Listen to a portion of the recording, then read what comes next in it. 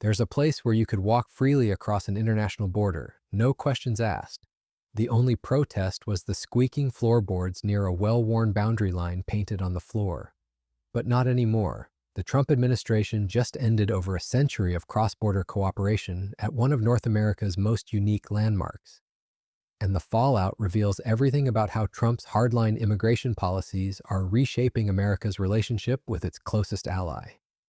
This is the story of the Haskell Free Library and Opera House and how a single tragedy 15 miles away changed everything. The Haskell Free Library sits like a Victorian palace straddling the border between Derby Line, Vermont, and Stansted, Quebec. It's not just any library. This building literally has dual citizenship. Part of it sits in Canada, while the other half stretches into the United States. The border runs right through the middle, marked by a thick black tape line across the floor. For over 120 years, people from both countries have walked freely through its doors, crossing international borders as easily as stepping from one room to another.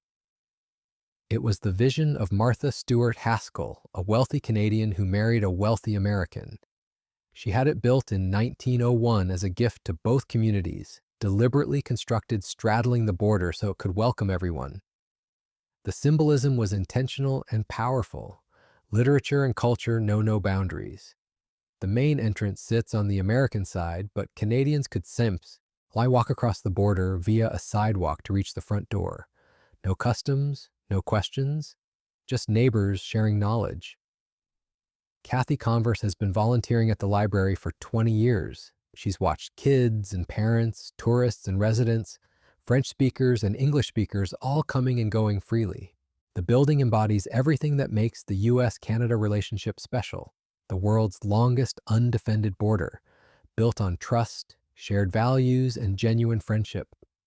But in January 2025, everything changed. On the same day Donald Trump was sworn into office for his second term, U.S. Border Patrol agent David Maland was shot and killed during a traffic stop about 15 miles from the library. A Seattle woman has been indicted for his murder. Hundreds turned out on the streets of Burlington, Vermont to say goodbye to Agent Maland. It was a tragedy that shook the entire border community. A week later, Secretary of Homeland Security Kristi Noem flew to Vermont to pay her respects. But she also made a surprise visit to the library that would change everything. What happened during that visit? It reveals the Trump administration's approach to U.S.-Canada relations in stark detail. Sylvie Boudreau, president of the library's board of trustees, described Noem as very polite. But according to multiple witnesses, Noem's actions spoke louder than her manners. She stood on the American side of the black tape line running through the library and declared USA number 1. Then she stepped across into Canada and proclaimed 51st State, a direct reference to Trump's repeated threats to annex Canada. She repeated this performance multiple times, essentially turning a memorial visit into a political statement about American dominance. The symbolism was devastating. Here was America's top Homeland Security official, treating the border not as a bridge between allies, but as a line of conquest. In a building specifically designed to celebrate cooperation, she was performing division. Just weeks after Noem's visit, Boudreau received the notification that would end Martha Stewart Haskell's century-old vision. The Trump administration was closing what they called the building's literary loophole. Starting immediately, Canadians would no longer be allowed to use the U.S. sidewalk leading to the library's grand front entrance. Instead, they would have to report to a legal U.S. port of entry first, essentially treating library visitors like potential security threats. The emotional impact was immediate. Boudreau became emotional, describing how Haskell's first mission was really to reunite people, not to divide. She compared it to losing a dear friend, saying, "You backstabbed me, and it's going to take a while before I forgive you." Canadian visitors like Susan Rothwell were afraid to even attempt crossing. "We didn't dare cross that border."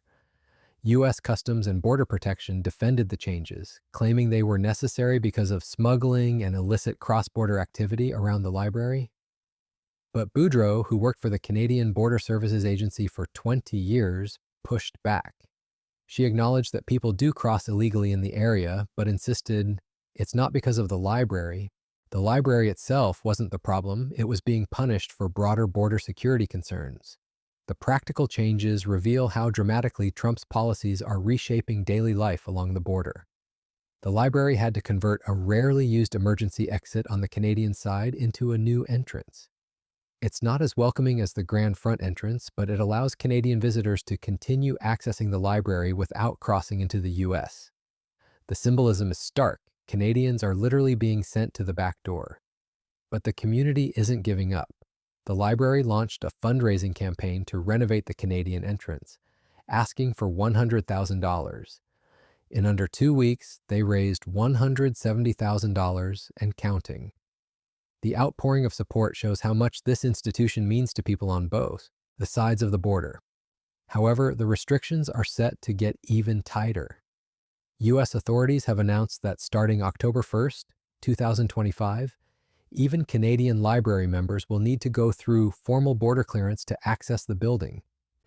On this Friday night, beefing up Canada's border security.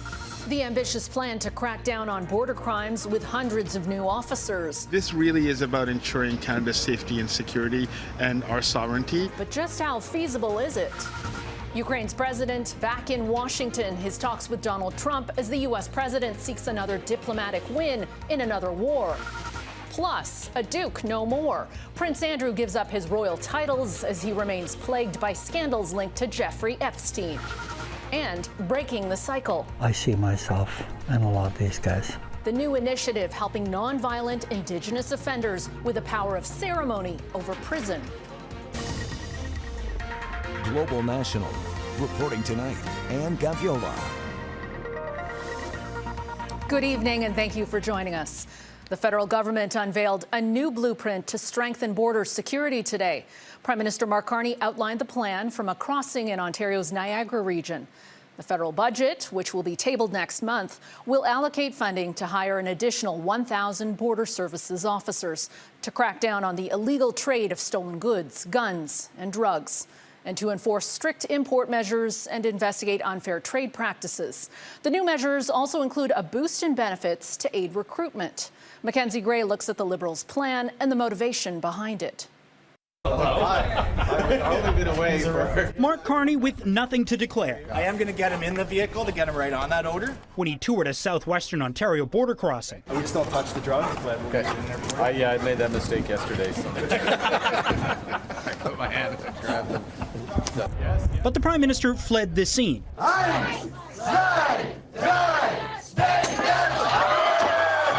To an Oktoberfest party in Kitchener, Ontario,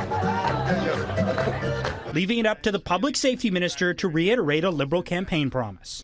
We will spend $617.7 million over 5 years to train, hire, and deploy 1,000 CBSA officers. The new border officers will complement 1,000 new RCMP officers promised on Friday. But Gary Anandasangari previously hasn't been able to say when the new help will start. RCMP didn't know how many of the 1,000 officers that they promised were hired. Just a number. How many? So I will invite the RCMP No, Commissioner I want to hear it from you, Minister. From you, Minister. But I'm not responsible for hiring of the officers. You're not. I beg your pardon? The Union for Canada Border Services Agency workers welcomes the help and new rules that will allow workers to retire at 25 years with a full pension. But getting the new officers trained is likely to be a major challenge. The one training center that we have can graduate about a maximum of just under 700 officers a year, which is close to attrition. So if you want to... This would functionally end everything that works about the library, the easy, natural flow of people and ideas across the border. The Haskell situation perfectly illustrates the broader transformation of U.S.-Canada relations under Trump. For decades, the border has been managed through cooperation and trust. The two countries share intelligence, coordinate security, and recognize that their fates are intertwined. But Trump's approach treats Canada not as an ally, but as a potential threat to be managed through force. This isn't happening in isolation. Trump has threatened 25% tariffs on Canadian goods, repeatedly suggested annexing Canada as the 51st state, and dismissed Prime Minister Justin Trudeau as a governor. The Haskell restrictions are part of a broader pattern of treating America's closest ally as a subordinate rather than a partner. We want, slightly stronger. We want the best for the Canadian economy. But so no, our strategy is not to expect some weakness in the U.S. economy that is going to change U.S. negotiating position. Our strategy, part of our strategy has been to pursue the best deal for Canada. We have the best trade deal at the moment. 85% of our trade with the United States is tariff-free. We have the lowest average tariff against of any country with the U.S. It's 5.5%. So we're in a good position now with two important caveats. One is your question, what's going to happen with the renegotiation of what they call USMCA? And secondly, some key sectors, steel, autos, aluminium, forest products being the main ones. We'll make it increasingly clear that in certain sectors, particularly, the integration of the Canadian and U.S. and Mexican economies is essential to U.S. competitiveness. So in steel, in autos, as two examples, that the linkages are so tight. They're so tight such that the the U.S. content in Canadian finished automobiles is higher than the average U.S. content in American automobiles. So we make America stronger in these sectors, and our strategy is... The economic dimensions of this confrontation are becoming increasingly clear. Mark Carney, discussing Canada's strategic response to Trump's trade policies, emphasizes how integrated the Canadian and U.S. economies truly are, particularly in steel and auto sectors.